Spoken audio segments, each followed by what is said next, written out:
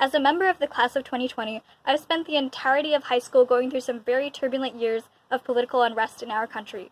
Right now especially, we are living in the midst of a truly pivotal point in our history in addressing racial justice and systemic inequality. Recently, the Trump administration reversed healthcare protections for transgender people and proposed a rule allowing homeless shelters to turn away trans and gender nonconforming people. Plus, at least 15 Black transgender women have been murdered in the past few months. A way I enact social change is through being an LGBTQ advocate. During high school, I was president of my school's Gender Sexuality Alliance, a safe space for LGBTQ students and allies where we worked on projects for making my school a more welcoming and inclusive space. I've also been a workshop presenter for the past 2 years at the National True Colors Conference and participated in their Trans and Non-Binary Youth Panel to share my experiences and tips for being an ally to transgender people.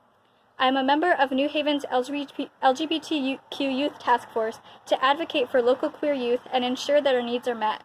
I've participated in numerous social justice trainings and programs to educate myself and strengthen my leadership, including the Black and Brown Queer Camp. Another recent happening has been an uproar in anti-Asian racism in response to the coronavirus pandemic.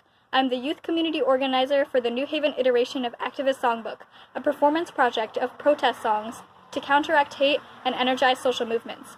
These songs are written based off the lived experiences of Asian American immigrants, refugees, and activists. Through this project, I'm amplifying Asian American stories and providing tools for activists to enrich their work.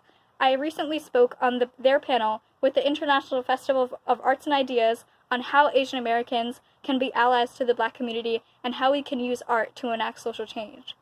During all of this, climate change continues to be an incredibly urgent issue as we must decrease global emissions by 7.6% per year through 2030 to avoid some of the worst impacts of climate change.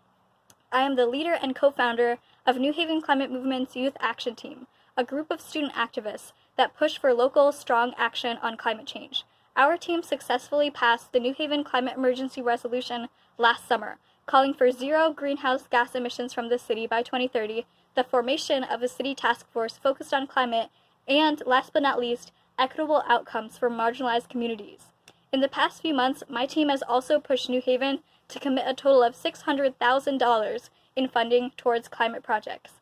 I plan to continue to advance social change through being an activist in college and working to achieve climate and environmental justice in my career choice.